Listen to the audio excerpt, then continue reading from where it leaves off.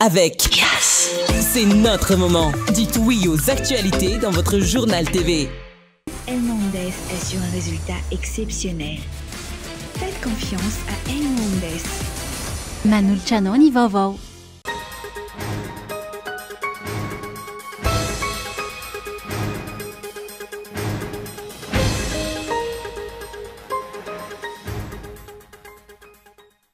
Miantraika mivatana amintsika eto Madagasikara ny fiovan'ny toetrandro raha ny zava-misy amin'izao fotoana no jerena.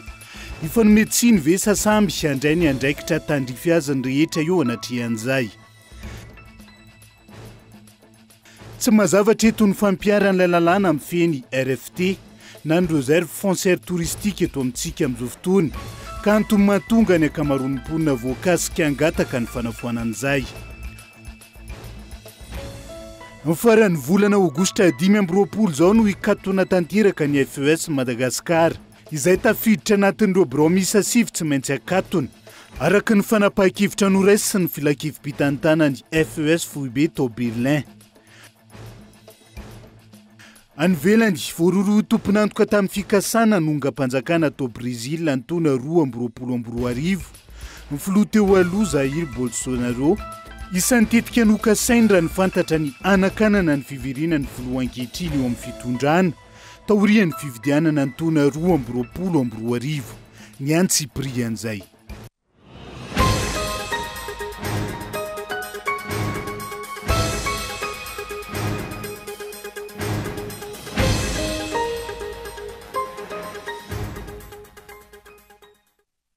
Ngadondrainy amin'ny valoralina fotoanantsika ato anatin'ny fampalalamba-avao eto amin'ny fitalavitra kolo atena ny araba tomokilasy tomovavy manasano ihany koa anaraka ny antsiprian'izay tony mazatra matoa andatsoratra vetrany nondeha anokafatsika ny fiarahana amin'ny tiala ity miantraika mivantana amintsika eto Madagasikara ny fiovan'ny toetrandro raha ny zava-misy amin'izao fotoana ny jerena ifanome tsiny ve sasamby handray ny andraikitra tandrify azy ny rehetra eo anatrehan'izay matoa andatsoratra.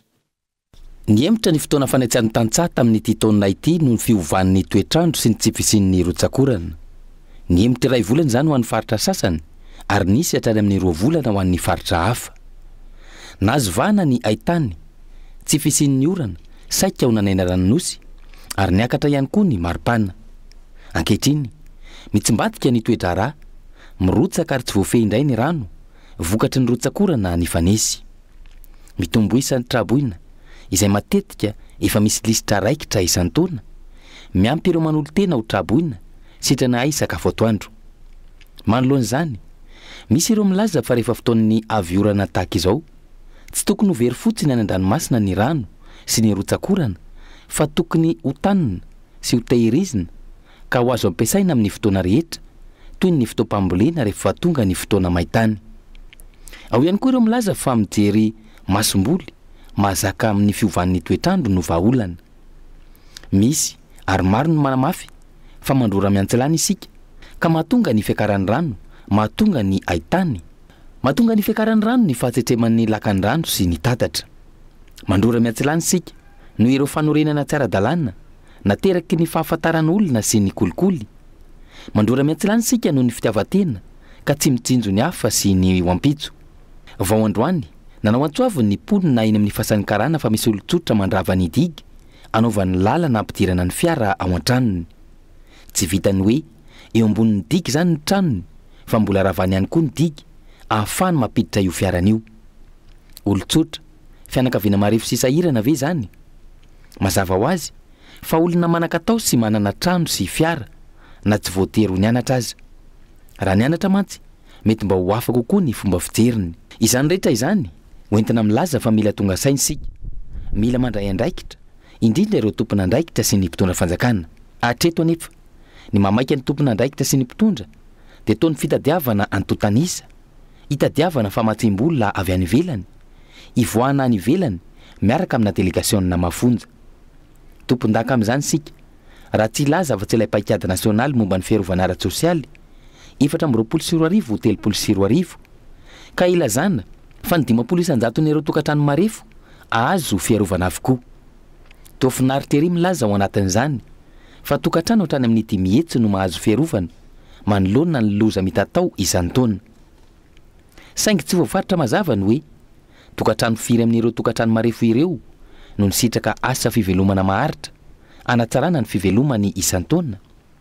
Tsy voafaritra mazava hoe firy ireo tanora indrindra ireo navita fianarana tafiditra teo amin'ny sehatry ny asa ara-dalàna isan-taona. Tsy voafaritra mazava ny fahafahamamokatry ny tantsaha hiala amin'ny matantsaha tsotra azy ka hiditra ao anatin'ny sokajy fandraharahana ary ho lasa tantsaha mpandraharaha. Raha tsorina ny fanatsarana ny fahampiainan'ny mponina ny tokony hirosona fa tsy ny fizarana azy amin'ireo fanohanana sy tolotolotra samihafa. Ny fanomezana asan'ny tanora, ny fanohanana ny tantsaha sy ny sisa. Anjara asan'ny mpitondra fanjakana zany ny fanjakana ny mametraka politika mazava ahafahana miroso amin'izany rehetra izany.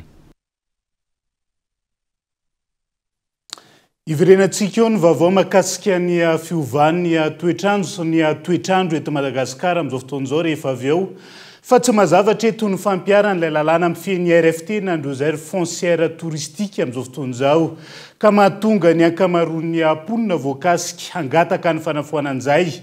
Io RFT io izay saika hita manerana ny nosy ary tany amina hektara maro ny voakasika amin'izao fotoan'izao ka eto Andriatsilavo. Tsy mangarahara ny fampiarana ny RFT na ny réserve foncière touristique eto amintsika kanefa misy lalàna voasoratra mazava mikasika izany napetraka. Raha ny tantara araka ny fanadihadiana natao ny taona 2017 no niresahana voalohany teto Madagasikara ny RFT na ny réserve foncière touristique. Tanjona tamin'izany ny ametraka faritra anatsarana ny sehatry ny fizahantany sy hanamorana ny fametrahana ireo mpampiasa vola avy eto an-terana sy avy any ivelany hialana amin'ny olany ny fananantany izay mitazona ny 570 ny raha teny anivon'ny fitsarana tamin'izany fotoana. Ny volana Jiona 7 no avozina ny listin'ireo toerana efa voatsirika izay natomboka tao an-tsiranana ka nahitana faritra miisa 8 mitotaly 3,000 hektara. Ny volana Martsa taona 2000 nisy 7,20 hektara ao Ankarana, 9,20 hektara ao Zofraville izay nambara tamin'ny fomba ofisialy fa réserve foncière. Talohan'izay nefa efa nambara fa réserve foncière ny tany mirefy 203,000 hektara ao Isalo. Ny volana Desambra 7 no ny arena nanan'ilay toerana amin'ny karazam-biby sy ny zavaboary ka masitona mpizahatany dia nirosona ny dingana ka nilazana fa RFT ilay toerana na réserve foncière touristique, izany hoe ny ampy ilay fizahantany ilay réserve foncière. Raha ny fantatra amin'izao fotoana ankoatra ireo efa voalaza ahitana 2,20 hektara ao Nosy-Be, 9,000 hektara miparitaka amina faritra 17 ao Toliara. Izany hoe ny ao Isalo no RFT napetraka voalohany teto amintsika izay natolotra ireo mpampiasa vola. Na izany misy RFT tsy mbola namoahana didim-panjakana ofisialy, ohatra amin'izany ny ao amin'ny Montagne d'Ombre, Morombe Androka sy ny ao Taolagnaro. Ankoatra ireo ny aty amin'ny faritra afovoantany. Isan'ny fipetratakina ao anatin'ny RFT ny fanajana ny epokona andraikitra, ny fametrahana drafitra fanorenana na ny plan d'aménagement, miaro sy mikajy ny endriky ny tontolo iainana teo aloha ary koa mametraka ao laharam-pahamehana ny fampandrosoana. Ny 15 Desambra 7 no nivoaka ny didim-panjakana mamaritra ny lalak'izorana sy ny fampiarana ny RFT mifandraika amin'ny fampiasam-bola sy ny tontolo iainana, ny asa sy ny andraikitry ny andrim-panjakana voakasika izany. Raha ny lalàna misy eto amintsika nefa dia afaka mitatra hatrany amin'ny 7 taona ny bay amfiteotika ka teo no nitranga ny olana indrindra ny fanomezana izany ho an'ireo mpampiasa vola vahiny. Ny amafy ny fanomezana ny tany midadasika ho an'ny olon-tokana. Ny olana goavana miseho amin'izao fotoana ihany koa dia misy mpandraharaha malagasy vonina iroso amin'izany fa tsy mahazo valiny ny fangatahana nataon'izy ireo. Antony mahatonga azy ireo angataka ny fanafoanana io RFT io ho an'ny faritra sasany. Ohatra amin'izany ny ao Ampasindava Nosy-Be izay ahitana tany manodidina ny 20 hektara voakasika.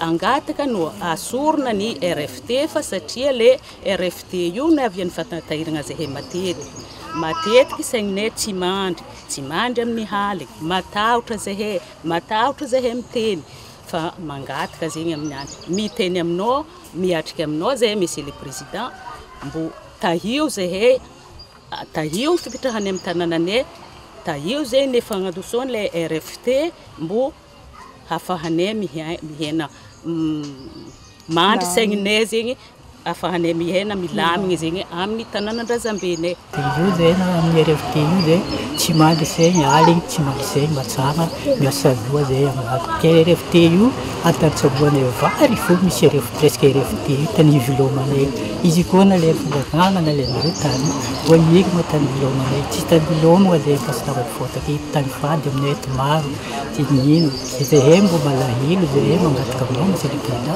mbo avitsora sa matsara le tanindrazananay mipitrahanay tsy ivina trany tafiditra ao anatin'ny lalàna sy ny fitsipika amin'ny feny fizahantany eto amintsika ny fampiroboroboana ny fampandrosoana mirindra sy milamina ary maharitra na eo amin'ny fanajarenany tany zany na eo amin'ny fiarovana ny tontolo iainana io fampandrosoana io izay manaja ny mahamalagasy antsika sy ny fomban-drazana ary koa ireo sotoavina mahamalagasy rehetra araka ny voalazan'ny lalàna sy fitsipika mifeny fizahantany eto Madagasikara io hatrany ny fanontaniana mipetraka ho voaja ve ireo fomba mampanao ny fady ny doany ny tontolo iainana ny sotoavina sy ny sisa eo anivon'ny fiarahamonina raha toa ka mpandraraha vahiny no misehatra amin'ireny toerana ireny.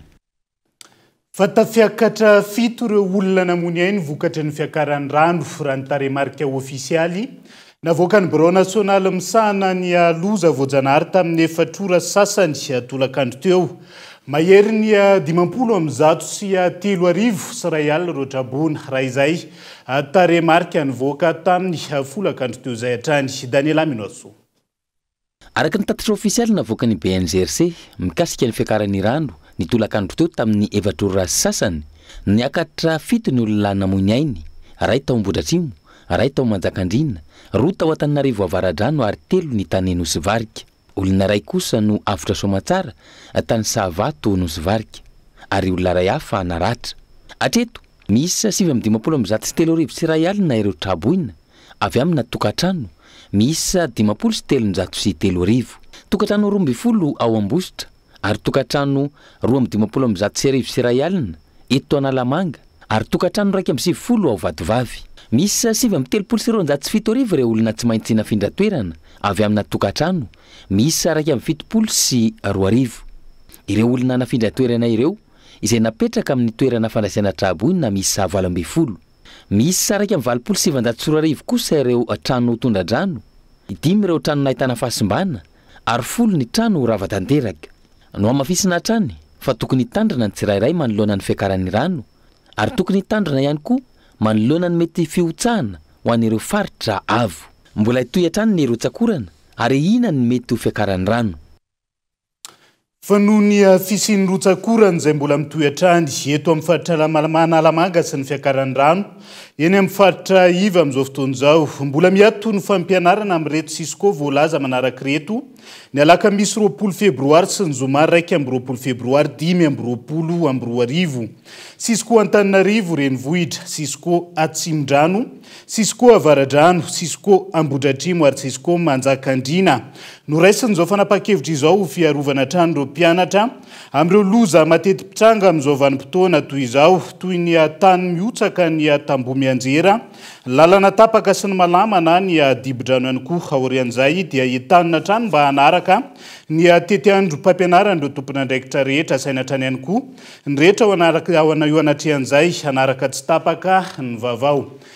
Pejiny politika no anoizantsika ny fampalalam-bavao amin'ity alina ity ny fanapa-kevitra sy ny asa ataon'ny mpitondra ny mahatonga ny korotana sy ny asa vorivory eto amin'ny firenena amin'izao fotoana izao ny solombavam-bahoaka na Tsimdrano tamin'ity androany hiarany raha matahora ny olom-pirenena maneho hevitra fa hatramin'ny olom-boafidy ihany koa hiarany izay jadona samihafa izay tony tsy maintsy andraisan'ilay fiara tsy mataho-dalana amin'izao fotoana izao raha ny faneho-kevitra netiny hatrany onona saina. Demokrasia ambony latabatra no misy eto fa mifanohitra amin'izay ny zava-misy eny akanja sy hiraka omena ireo mpitandro filaminana. Io no isan'ny tsy mampisy ny fitoniana eto amin'ny tany sy ny firenena hoy ny solombavam-bahoaka ny Madagasikara voavita amin'ny vonina firaisan-kina ao Antsimdrano. Ny fanjakana ihany no mamboly korontana eto. Manaitra ny fitondram-panjakana lazaina fa manjaka ny demokrasia eto amin'ny tany sy ny firenena. Rehefa izay nataonareo hoe manjaka izy dia hampanjaka ho tanteraka mihitsy ilay izy fa raha ohatra ny olona malalaka tokony halalaka ny olona mifaneho-keviny ary ilay izy ange tsy avy amin'ny vahoaka ny te hikorotana fa avy amin'ny fitondram-panjakana mihitsy ange mampisy an'ilay korotana tsy zakany olona ara le izy de mitrotra izy tsy misy ihany koaniny de mitrotra izy de fidino azy ve te hitrotra tsy zarany ve milamina fa alamino le tany sy ny firenena amboary ny fiainan'ny olona ataovy ohatranareo na de tsy mitovy tanteraka ara mba eo amin'ny fanakaikaiky eo fa de alavitra be ny elanelan'ny mpitondra sy ny vahoaka de amin'izay milamina angely izy na inona lazaina ny fomba hitondrany andry Rajoelina sy ireo mpiaradia aminy no mahatonga ny fahantrana eto amin'ny firenena ho iatran'ny faneho-kevitra. Izao mivoaka itapoko itam-pirenena ny tombotsoa manokana sitrahan'ireo mpikambana eo anivon'ny governemanta isam-bolana izay manamafy ny elanelana misy eo amin'ny mahanitra sy ny mpanan-karena eto Madagasikara. Hoe raha ireny kosa neny olom-bo tendry de aiza neny olom-bo fidy raha izany rapport amin'ireny fa tokony hojerena koa ny fahantrany vahoaka hoe tsika avinareo ve migalabona be ohatran'izany de jereo koa ny vahoaka hoe ohatrany ahoana zany ny karamambany indrindra eto amin'ny firenena fa maninona moa ny solombavam-bahoaka foana natao resaka hoe miady katikaty zay nge tsy miady katikaty re ny vola fotsiny ny tokony ho raisinay tonga de nikatsanana hoe tsy maintsy maka tomobile nareo na tianareo na tsy tianareo na de hoe ny valeur an'le tomobile alaina menanay za tsy mitovy amin'ny vola asorina aminay satria raha fantatra ny vidin'le katikaty raha omenanay ary nefa ny vola alana aminay asa fois 2 sa fois 3 izy zay tikano io ny tomobile menanareo zao ny vola alaina aminareo. Ankoatra izay ao anatin'izao vola mahazo ny vahoaka amin'ny distrikana Tsimondrano vokatry ny Rotsakorana ny Fanesy nitarika ny fiakaran'ny rano izao nitondra izay voatsirambiny tanana ny solombavam-bahoaka Ramanarivo Voangy toerana maro to amin'ity distrika ity no nitondrana fanampiana ka isan'izany ny teto Ampitatafika izay ahitana Trabona mahery ny 700 isa. Iverenantsika vetivety indray ny makasika ny vaovao momba ny fiakaran'ny rano amin'izao fotoana izao. Manany amin'ny aretina mety ho azo manoloana ny fiandronan'ny rano an-trano ireo mponina amin'ny faritra Iva amin'izao fotoana ny oram-baradrao ankoatr'izay tsy matory ihany koa izy ireo amin'ny alina fa manilika ny rano raha ny fitarainana voaraita amin'ity androan'ity amin'ny kajo vokatrizay ny asa mandrarafanao amin'ny fiainana andavanandro tsy aro Rasoarvelo. Maro ireo toerana dibo-drano noho ny rosakorana be loatra teto amin'ny faritra Analamanga andro vitsy izay vokatra izany maro ireo Trabona isan'izany ny teny Anosato Andrefana Sabotsina Mena sy ireo faritra Iva maro eto Andrenivohitra raha ny teny amin'ny fokotany Anosipatrana Atsinanana nanaovana fanadihadiana androany efa tafiditra ao an-trano ny rano amiaina ao anatin'ny fahasahiranana ireo mponina araka izany sy mba ny entana ao an-trano ireo akoho amam-borona ompiana mifanoso amin'ny olona ao an-trano ny aretina mety ho azo vokatry ny rano maloto tsy lazaina intsony hoy izy ireo. Simba daholo fitaovana zavatra rambo be tonga any an-trano ny rano tratratra amin'ny fandriana de seza apakarina eny ambony fandriana raha seza fa tsisy anasiana anazy fa dobadoba be fo amin'ny alina zay manala rano tsy matoro mihitsy zay amin'ny alina fa raha tsy alana de dibaka matoro eo anaty rano komba hoaiza moa tsisy aleko ka ny atahorana aloha zany de ny aretina pahazo ny olona rehetrarehetra satria ty rano maloto rano avy any tanimbary tsy fantatra koa zay fiviany nahoana de zay no tsy maintsy hitsahanay isan'andro ndreny akoray ato amin'ny hevitra ilany de ndreny akoray ireo zao jereo tsara le zanaka koa ao ohatr'izany de ny volony rery tsy andefasana azy fa de eo afatotra eo amin'ny maraina ve ianao mamoaka biby fiompy amin'ny maraina amin'ny enina na amin'ny 7 arakaraky ny toetrandro zao de tsy mivoaka fa de afatotra ny reny de tsy mandeha ankeo zao ny anakresaka maty tato anatin'ity rano ity satria mbola zazake zanaka koa kely vofoy vo tsisy herinandro akory de tsy amoahana azy ary de atao ahoana de ao ray trano amin'ny biby eo na ny toeran'le tranona koa ary io tsy avoaka fo le naniorana. Raha ny fanadihadiana hatrany hatreto mbola tsy nisy tompona andraikitra nidina ifotony teny an-toerana nijery sy nandray andraikitra manoloana izany raha mbola mitony oram-baratra ahina ny loza mety ahazo azy ireo hatreto aloha tsy misy aozon'izy ireo atao afa-tsy ny mifo manala rano amin'ny alina manao antso avy izy ireo araka izany fa miaina ao anatin'ny tebiteby raha ny fitarainana tsabona mihitsy rehefa mbola mitoy io tena feno hipoka mihitsy io raha mbola mitoy androany ary io mbola tena enja tsy misy fandraiketana ny commune amin'ny olona Tsabona mihitsy ny aty fa tsy maintsy miaritra ny rano dia manilika rano foana zany ianao koa iza moa nalehanao tsisy mba mandray anina trabona zany. Isan'ny toerana voamafy ihany koa vokatry ny abetsahany rosakorana ny fokotany akoron-drano an-dranomahery. Manodidina ny 200 tafo ireo trabony eny an-toerana amin'izao. Omaly ariva nidina tena toerana ny solombavam-bahoaka ny boribory tany fahatelo nanefa ny anjara adidiny manoloana izany. Amin'ny mahasolombavam-bahoaka moa dia mijery fotony ary manao tatitra eny anivon'ny BNGRC manao tatitra eny anivon'ny commune ary manao tatitra eny anivon'ny ministère amponina zany ny anjara andraikitry ny solombavam-bahoaka. Lazana zany izy anefany tsy mahavita mijery fotsiny fa dia nitondra voatsirambin'ny tanàna kely afahantsika zany manampy andreo trabona manodidina ny 200 tafo ireo. Dia misy zany ny vary izay nomena azy ireo ao ihany koa ny menaka dia nomena savony sy labozia ihany koa izy ireo dia misy ihany koa zany ny paty ary ho an'ireo ray aman-dreny na zokila moa zany dia nomena an'izay karazana botifoty zay zany. Vonjy vona no nataon'ny solombavam-bahoaka fa ny vahaolana maharitra kosa dia anjara andraikitry ny fahefana mpanatanteraka. Ankoatra ireo faritra iva eto amin'ny faritra Analamanga, abetsaka ihany koa ireo fokotany Tibodrano ka nafindra toerana any amin'ny faritra amin'izao vokatry ny fahabetsahany rosakorana ny fanesy. Raha ny vina ny foibe famantarana ny mety ho toetry ny andro, mbola azo vanatra ny oram-baratra saika manerany nosy androany. Tonga to anatin'ny fotoanany doka fosika aza misaraka aminay ary.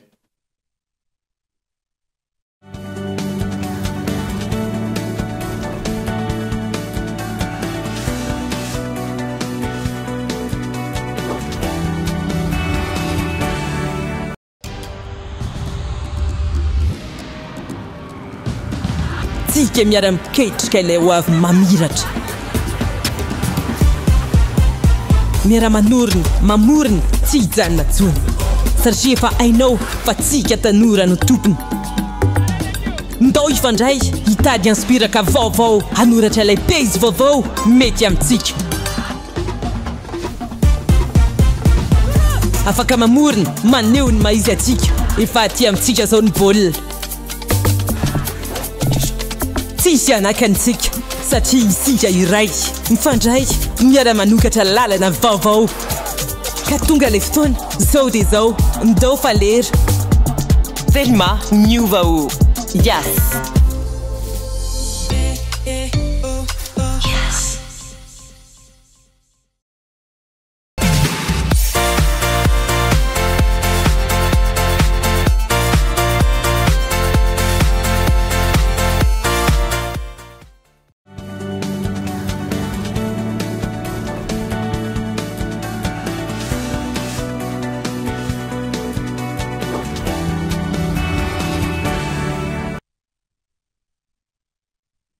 Mamenina ny araba hatrany tonga kilasy tonga vavy tonga soa indray ato anatin'ny tapany faharoa amin'ny fampalalam-baovao amin'ity ala ity. Isan-tarantsika izay mahakasika ny tsy fandoava-ketra ny 5 amin'ny 30 isan-jato. Mivola tsy ara-dalàna mivezivezy eto amintsika raha ny tsikatry ny samifinina na sampandraraha malagasy miady amin'ny famotsim-bola sy ny famatsim-bola ny asa fampirorona. Tao anatin'ny 5 taona farany mbola satrotra ny ady ary tsy vita irery ny fanafoana an'izay. Raha ny fanazavana ka isan'ny dingana lehibe ny famondronana ny valy ny asa fikarohana izay ataon'ireo manam-pahaizana eto amintsika mikasika izay olana isa lehibe eto amin'ny firenen'izay. Tsiara Soarvelo. Mbola olana lehibe miantraika mivantana amin'ny ara-toekarena sy sosialy eto amintsika amin'izao ny famotsim-bola, ny kolikoly, fa indrindra ny osika sy ny tsy fandoava-ketra.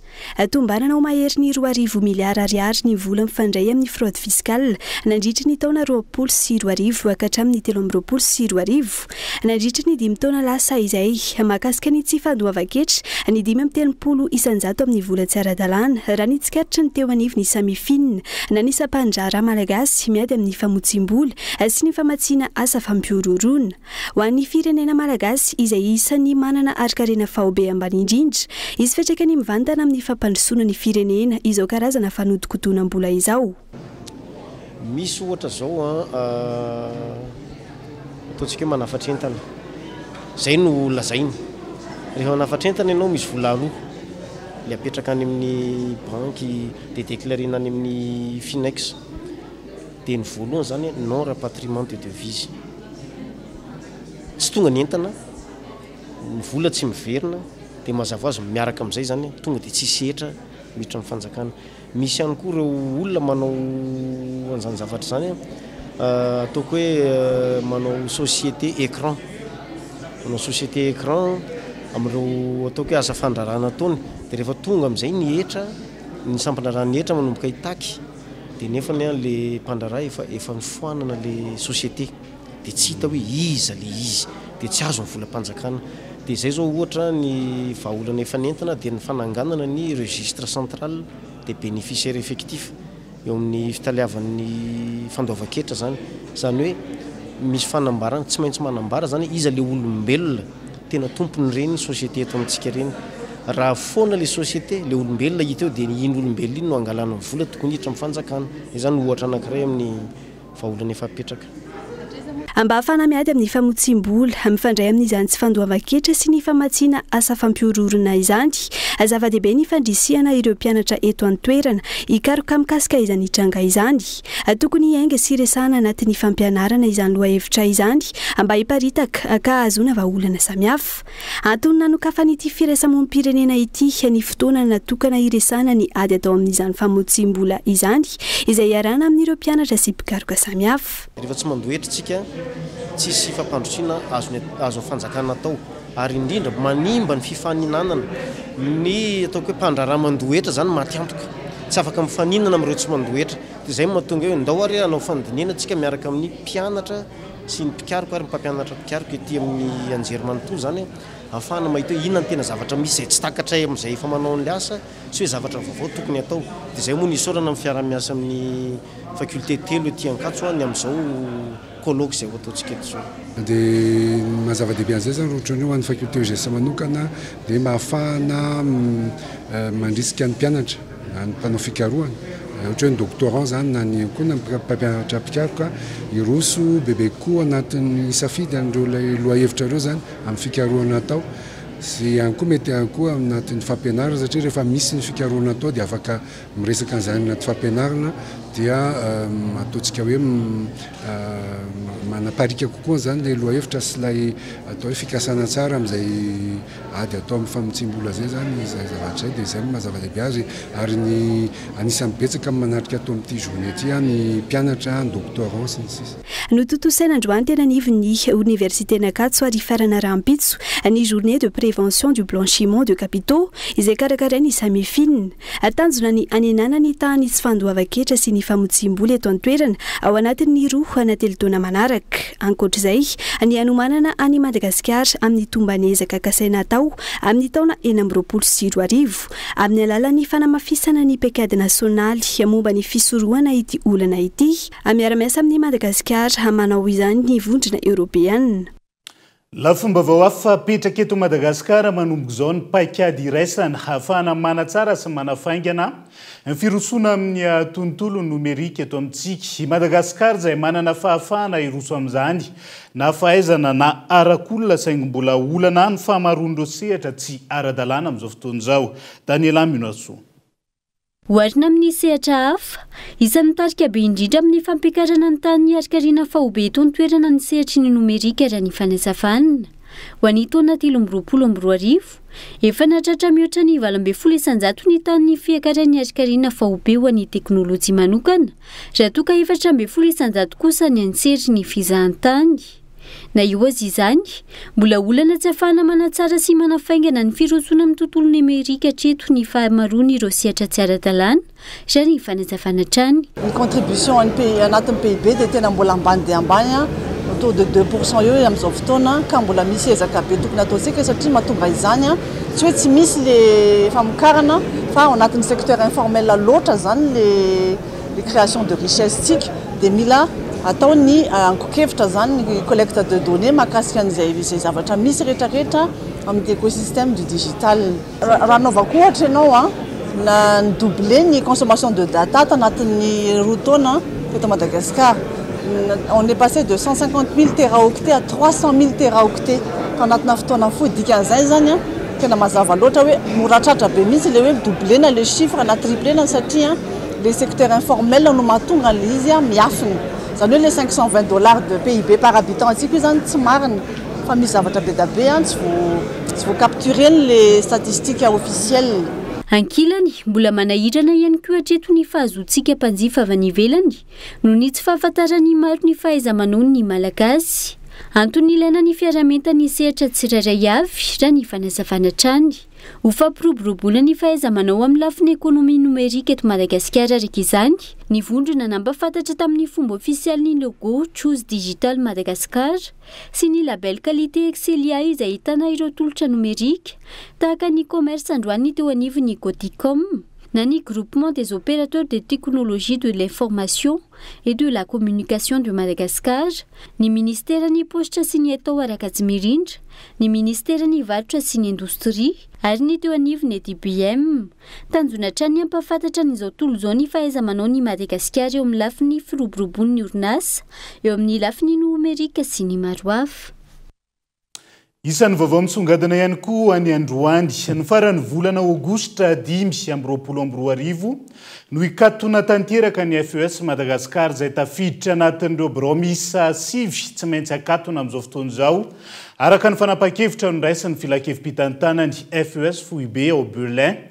Ny FES Madagasikara izay efa nisehatra teto amintsika nanomboka ny taona 427 Gaëtan Andriatsilava.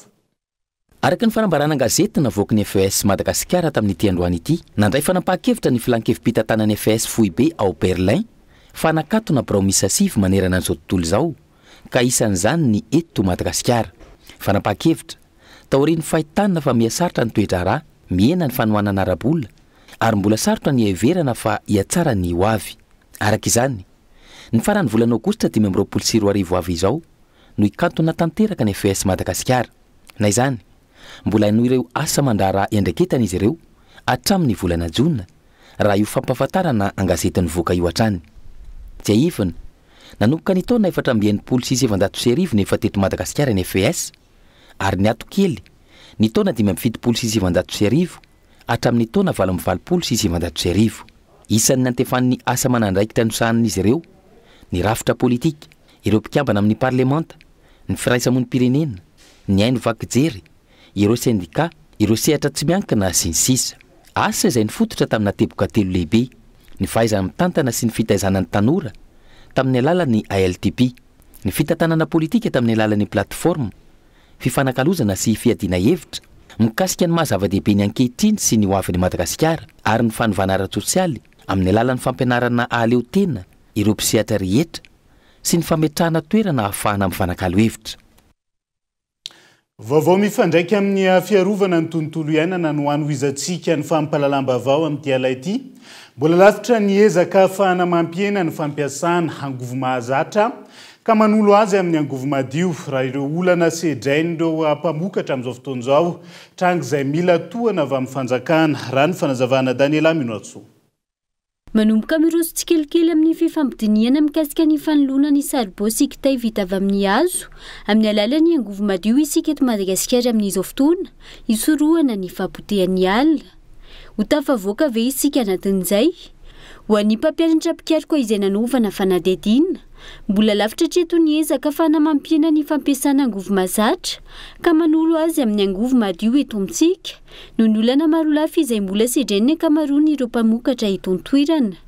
Ny ankamaroany vokatra vokarin'izy ireny rahateo izay tsy manaraka ny fenitra ny ankamaroany ka ilaina tohana avy amin'ny fanjakana sy ny sehatra tsy miankina raha ny fanazavana. Tena sarotra aloha hatreto zany tsy voafehan'ny promoteur resaka carbonisation. Io zany ataoko hoe raha eto Madagasikara aloha zany mila ampiana tosika mihitsy ny promoteur amin'le resaka carbonisation sy fantatsika fa resaka alternative na charbon resahana tsy maintsy mandalo carbonisation zany le matière ampiasaina dia nefa le carbonisation mihitsy hatreto aloha zany mbola tsy tena betsaka na mafy azy.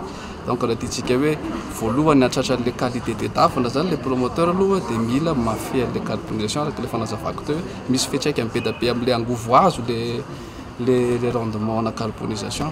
Ka io zany mbola verika hoe endrasana ny tohan'ny ministère sy ny rehetra mpiara-miambin'adika manampy ny mpamokatra antsika ireo amin'ny fafiezana resaka carbonisation zay. Ankoatra izay ny fahasarotana amin'ny fampiodinana ireo laboratoire izay misana manokana ny fanaraha-maso ny vokatra azo. Ny fitaovana ampiasaina ratiora simba izay tsy vita eto an-toerana fa tsy maintsy any ivelany ihany raha ny fanazavana trany. Mbola manana olana ihany laboratoire eo amin'ny ataontsika hoe fampandehanana an'izay laboratoire satria ilaina ny ataontsika hoe réactif izay anaovana le test, ilaina koa ny fitaovana izay ahafahana manao ary ny farany ilaina koa zany ny ataontsika hoe mandrefan'ireo fitaovana ampiasainareo zany any amin'ny saitra resam-pirenena.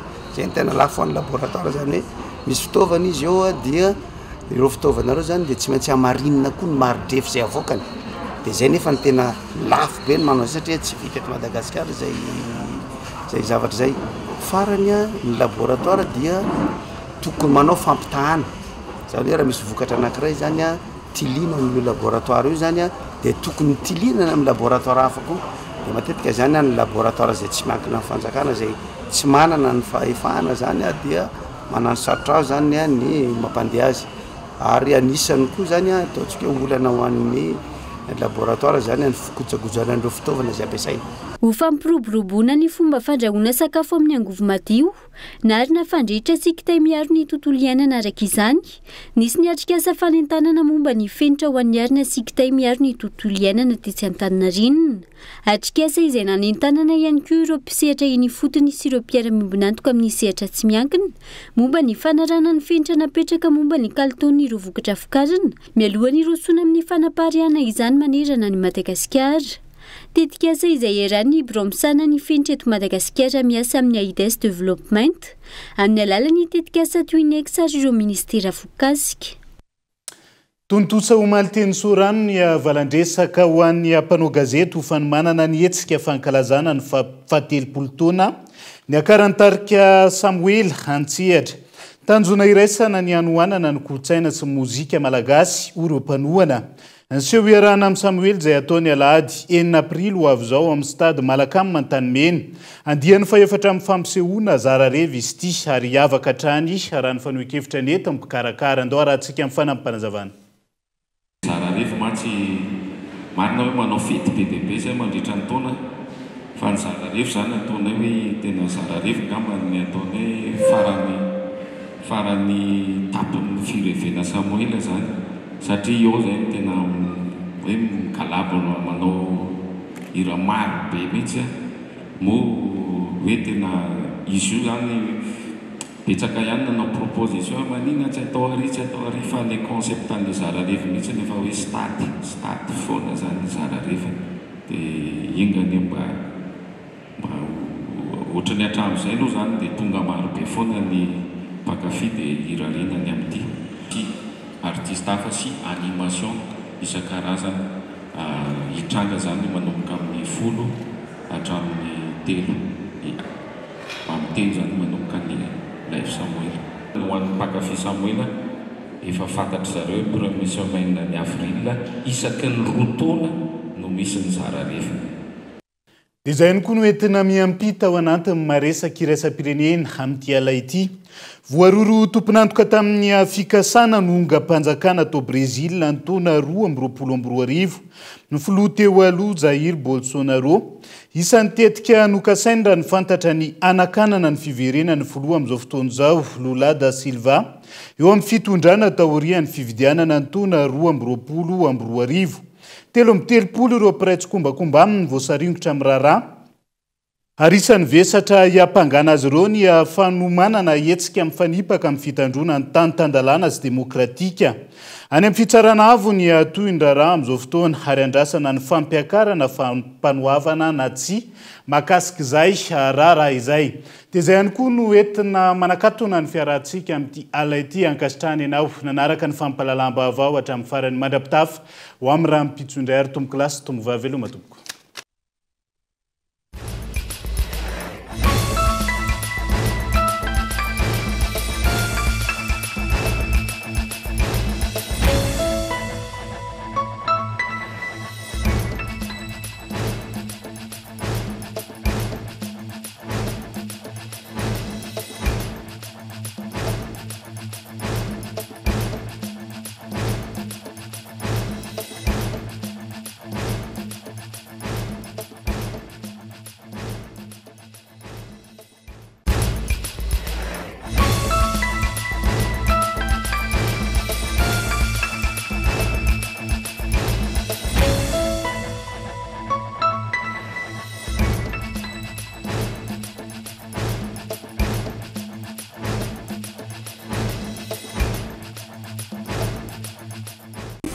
Mondes est sur un résultat exceptionnel. Faites confiance à Mondes. Vous a présenté Mi Vavo. Avec Yes. C'est notre moment. Dites oui aux actualités dans votre journal TV.